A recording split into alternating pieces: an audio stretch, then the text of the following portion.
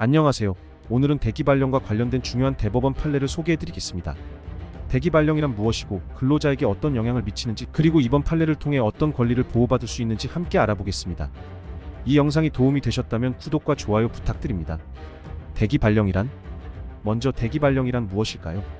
대기발령은 근로자가 현재 직무를 계속 수행할 때 예상되는 문제를 예방하기 위해 일시적으로 직무에서 배제하는 조치를 의미합니다. 쉽게 말해 회사가 근로자를 당장 특정 업무에서 배제해야 할 필요가 있을 때 대기발령을 내리는 것입니다. 그렇다면 대기발령이 끝난 뒤에도 근로자가 이를 구제 신청할 수 있는 권리가 있을까요? 이번 대법원 판례가 바로 이 부분을 다루고 있습니다. 영상 끝까지 시청하시면 중요한 법적 정보를 얻으실 수 있습니다. 사건 개요와 주요 판결. 이번 사건의 개요를 간단히 설명드리겠습니다. 갑조합이 근로자인 을에게 대기발령을 내렸습니다. 그런데 을은 이미 육아휴직을 신청해 1년간 휴직에 들어간 상태였습니다. 하지만 을은 대기발령이 부당하다고 생각해 구제 신청을 했습니다.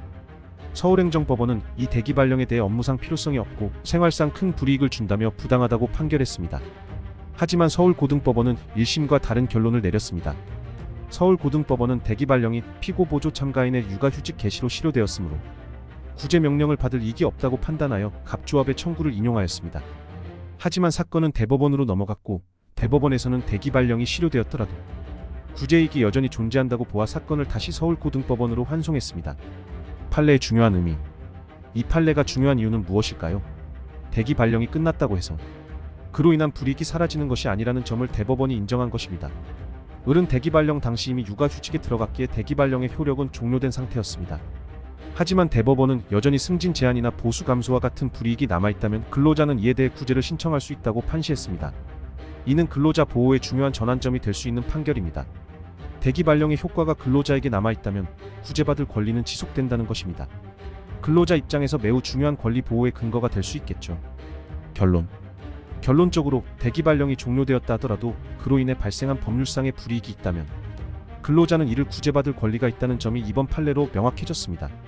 승진 제한, 보수 감소 등의 불이익은 간과할 수 없는 문제이며 이러한 상황에 처한 근로자는 반드시 법적 조언을 받는 것이 좋습니다.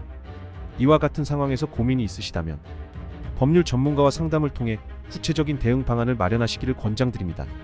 어려운 상황에서 법의 도움을 받는 것은 여러분의 정당한 권리입니다.